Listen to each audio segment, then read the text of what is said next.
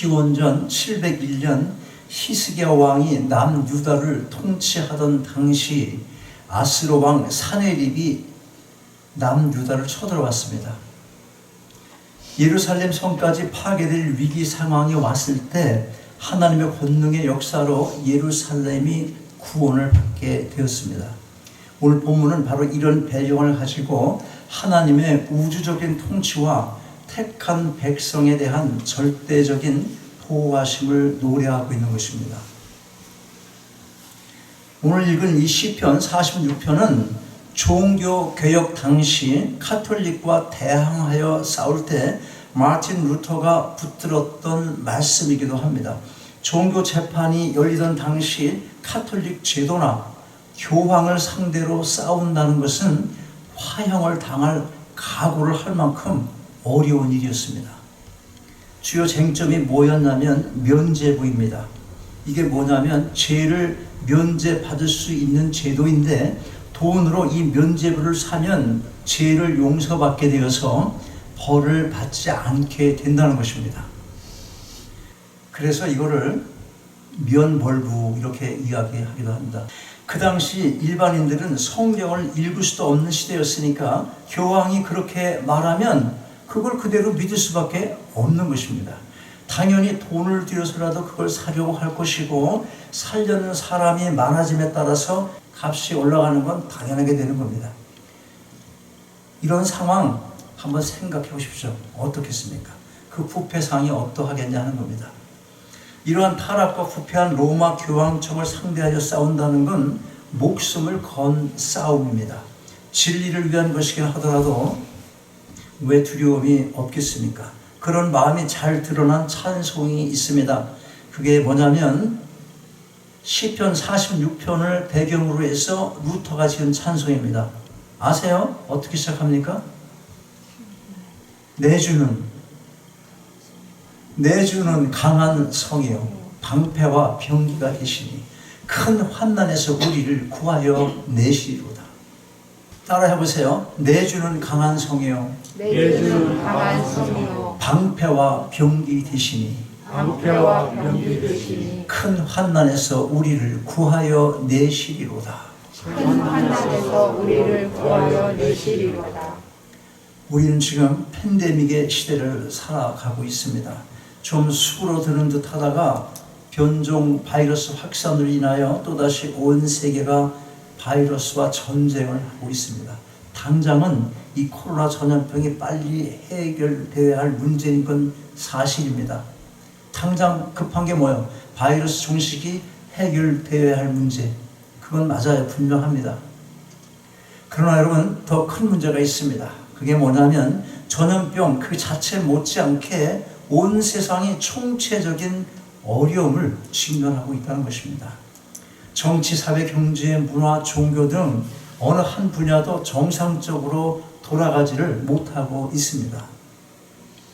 물론 그런 상황 속에서도 오히려 경제적 측면에서 더 나은 시기를 보내는 사람들도 있기는 합니다.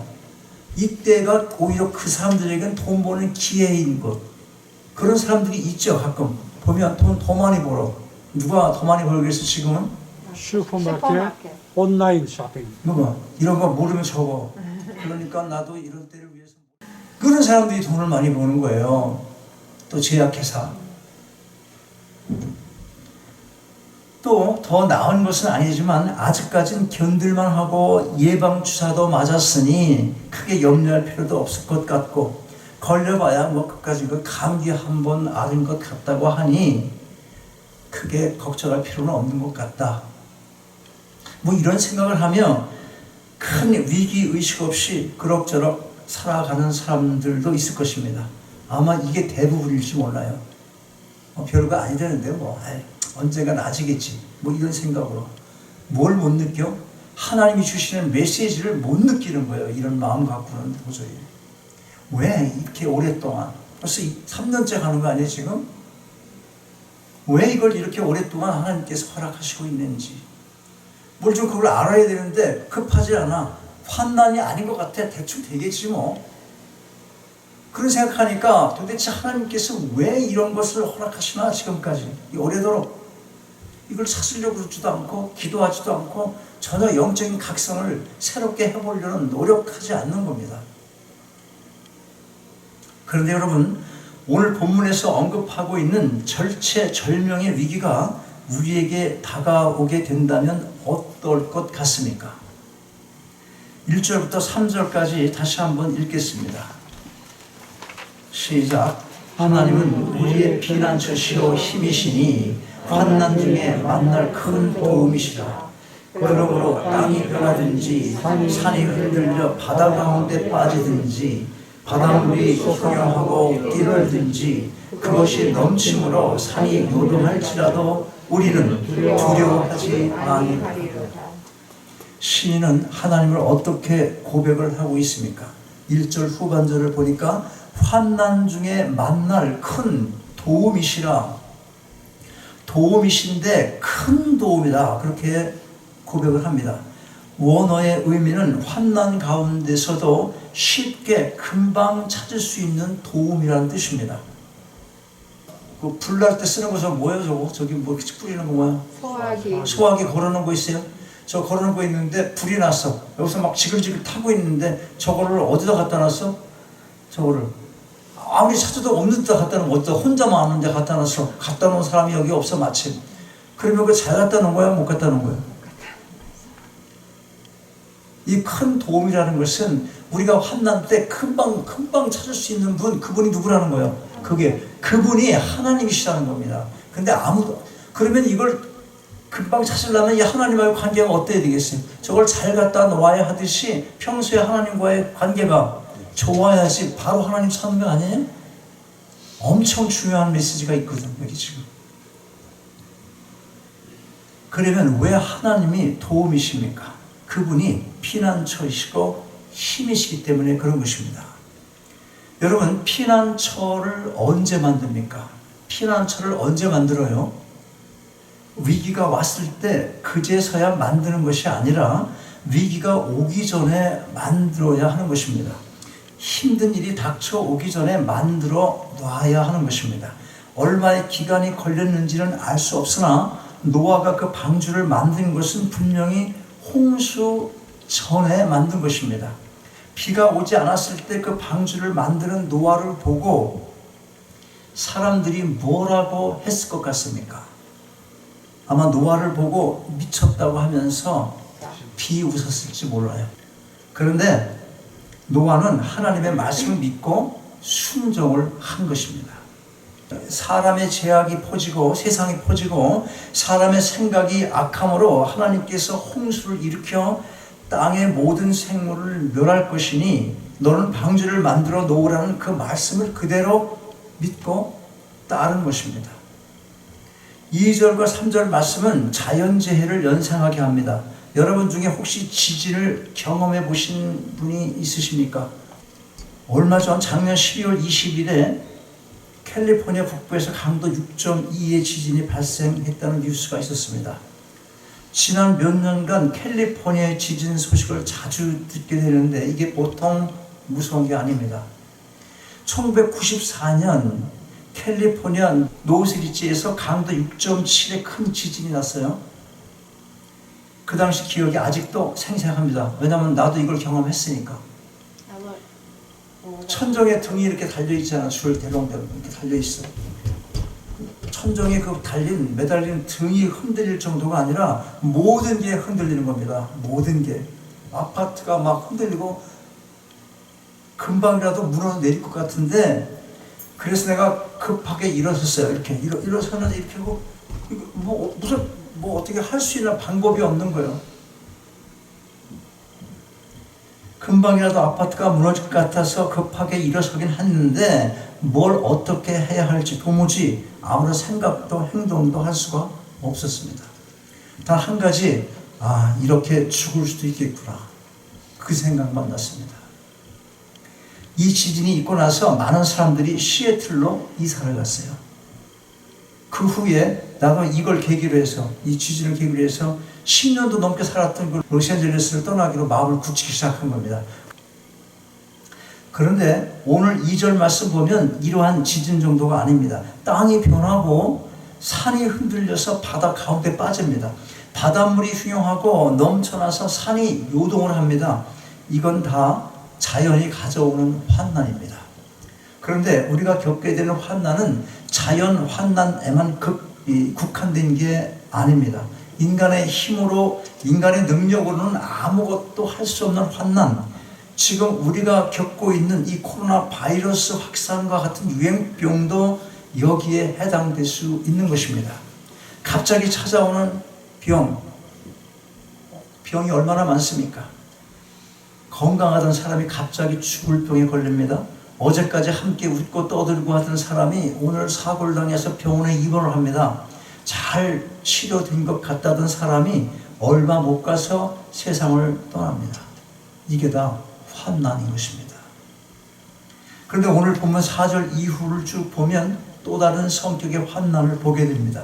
같이 읽겠습니다. 4절부터 6절까지예요. 시작. 한 시내가 있어 나뉘어 흘러 하나님의 성 곧 지극히 높으신 자의 장막의 성소를 기쁘게 하도다. 하나님이 그 성 중에 거하심에 성이 요동치 아니할 것이라. 새벽에 하나님이 도우시리로다. 문나라가 떠들며 거기 온 나라라고 써 있어요? 문나라. 문나라. 여기는 그렇게 안 돼 있네. 여기는 이방이 헌화하며 이렇게 써 있네. 자, 여러분 인쇄된 대로 읽으세요. 6절 시작. 문나라가 떠들며 왕국이 흔들렸더니 그가 소리를 내시며 땅이 녹았도다. 아수르의 사내립이 예루살렘 성을 공격을 합니다. 그런데 거기 누가 계십니까? 그 성 중에 하나님이 계십니다. 하나님이 성에 계신데 무슨 걱정입니까? 성이 멸망하기는커녕 요동치도 않습니다. 여러분, 이 세상엔 전쟁이 끝난 날이 없습니다. 성경은 특별히 마지막 때의 징조 가운데 지진과 같은 자연재해뿐만 아니라 인간의 탐욕에서 비롯된 크고 작은 전쟁이 여기저기에서 자주 일어날 것을 알려주고 있습니다. 마태복음 24장 7절 말씀 기억하십니까? 마지막 때의 여러 가지 징조를 알려주시면서 이렇게 말씀합니다. 민족이 민족을, 나라가 나라를 대적하여 일어나겠고 처처에 기근과 지진이 있으리라. 이런 전쟁을 누가 끝낼 수 있겠습니까? 오직 하나님 한 분만이 세상의 모든 전쟁을 종식시킬 능력을 가지고 계신 것입니다. 8절과 9절 또 같이 한번 읽어요. 8절과 9절 시작. 와서 여호와의 능력을 볼지어다 땅을 한 무지로 만드셨도다. 그가 땅 끝까지 전쟁을 쉬게 하시며 활을 꺾고 창을 끊으며 수레를 불살시는도다. 전쟁에 필요한 모든 무기를 없애십니다. 무력으로 세상의 평화를 이뤄보겠다는 것은 스스로 모순이기도 하지만 무엇보다도 그럴 만한 능력이 아예 없습니다. 미국이 월남이나 애프가니스탄에서 왜 철수를 했습니까? 오직 하나님의 능력만이 그 일을 해내실 수가 있는 것입니다. 그래서 뭐라고 하십니까? 가만히 있으라는 겁니다. 가만히 있으라는 겁니다. 물리적인 전쟁에서만 가만히 있으라는 말이 아닙니다. 인생을 살면서 부딪히는 세상의 모든 삶의 위기나 환란에서 허둥지둥 이리 뛰고 저리 뛰지 말라는 말씀인 것입니다. 어떤 병이 한번 걸리면 차분히 하나님께 기도하면서 고쳐주실 것을 간구하고 또 내가 이 땅의 소명을 다 마쳐서 하나님께서 나를 이제 부르시나? 그리고 부르시면 부르시는 대로 가죠, 하나님. 뭐 이런 신앙의 자세가 있어야 되는데 암 진단이 확실하지도 않은데 벌벌벌 벌써 미리 떠는 거예요. 허둥지둥 헷갈리는 거예요. 저기 아틀란트 가서 용하다는 점쟁이 같은 목사를 찾아가질 않나. 저 서울까지 날아가고 이상한 점집까지 찾아가고 헤매질 않나. 사람들이 조금만 이상하면 하나님 멀리 간다니까. 아까 뭐라 그랬어요? 왜? 평소에 잘 두지 못해갖고 하나님을 못 찾는 거야. 평소에 하나님과 거리를 너무 떨어지게 하고 하나님 교회 올 때만 하나님 그리고 나가고 딴짓하고 살면서 정작 급할 때 그렇게 그런 거리가 있으니 찾을 수가 없는 거예요. 소화기를 어디다 갔다 하는지 알 수가 없듯이 못 찾고 있는 거예요. 그러니까 헤매는 거예요. 여기저기 허둥지둥 헤매고 그러는 겁니다. 조금만 이상해도 밖에서 찾으려고 그래요. 밖에서. 10절 같이 읽겠습니다. 10절 시작. 이르시기를 너희는 가만히 있어 내가 하나님 됨을 알지어다. 내가 열방과 세계 중에서 높임을 받으리라 하시도다. 여러분, 우리가 밟고 서 있는 땅, 우리의 삶의 터전을 이루고 있는 땅, 이 땅이 흔들린다는 건 그것은 위기의 절박한 상황이 아닐 수가 없습니다. 그런데 여러분, 땅의 흔들림을 물리적인 것으로만 생각할 필요가 없습니다. 무슨 얘기인가 하면 5절 후반에 보니까 새벽에 하나님이 도우신다는 말씀이 있어요. 동이 트기 전에는 어둡습니다. 캄캄합니다. 어두우니까 무슨 일을 할 수도 없습니다. 그런데 새벽이 왔는데도 아무 일을 할 수 없을 만큼 힘이 없으면 어떻게 하겠습니까? 동이 트는 새벽이 그 사람에게는 아무런 의미가 없는 것입니다.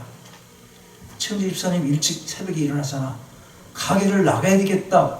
비즈니스 나가야 되잖아. 그 머리는 분명히 생각해. 그런데 일어나고 보니까 다리가 일어설 힘이 없어. 다치 주저앉았어. 그럼 무슨 소용이 있어? 새벽이 온 것이 나에게 무슨 소리겠어? 오직 그냥 새벽이 안 오고 차라리 뭐야? 영원히 캄캄하고 잠자고 있었으면 더 좋은 거 아닌가? 그러면? 새벽이 왔는데 일어날 힘이 없어요. 힘이 없어. 그러나 여러분, 하나님을 피난처 삼은 자는 힘을 얻게 되는 것입니다. 그 누구든 하나님이 그의 인생의 진정한 피난처로 믿고 자신을 맡기는 자라면 결코 힘이 없어 일어나질 못하는 경우가 없게 되는 것입니다. 하나님은 환난에서 피할 단순한 피난처만 되시는 게 아니라 다시 일어날 수 있는 힘을 공급해 주시기 때문에 그런 것입니다. 오늘 본문에서의 새벽이라는 의미는 꼭 날이 밝아오는 그 시각만을 가리키는 말이 아닙니다. 사업을 하다가 쓰러질 수도 있습니다. 사랑하는 사람을 잃고 슬픔에 빠져 있을 수도 있습니다. 예기치 못한 사고를 당하고 믿었던 사람에게 배신을 당하는 등 누구나 믿는 자들에게도 세상을 살면서 당하게 되는 여러 가지 환난과 고난이 있습니다. 이게 다 어두운 밤입니다. 그러나 새벽이 오면 다시 그 고통을 이기고 일어날 수 있도록 하나님께서 힘을 주시는 것입니다. 그래서 시인은 하나님이 도움이시라 하고 고백을 하고 있는 겁니다. 여러분, 아직 견딜만 하십니까? 그렇다면 감사하십시오. 그러나 우리가 반드시 기억해야 할 것은 그날이 다가온다는 것입니다. 그날은 우리 자신의 힘으로는 도저히 견뎌낼 수 없는 환난 날이 될 것입니다. 피난처는 환난의 날, 위기의 날에 만드는 것이 아닙니다. 아직은 견딜만 할 때, 아직은 내가 살아 움직일 수 있을 때, 그때에 만들어야 할 것입니다. 그래야 필요한 때 쉽게 찾을 수가 있을 것이고 그것으로 안전하게 피할 수가 있게 되는 것입니다. 늘 말씀을 가까이 하시며 기도 가운데 하나님께 나아오시기 바랍니다.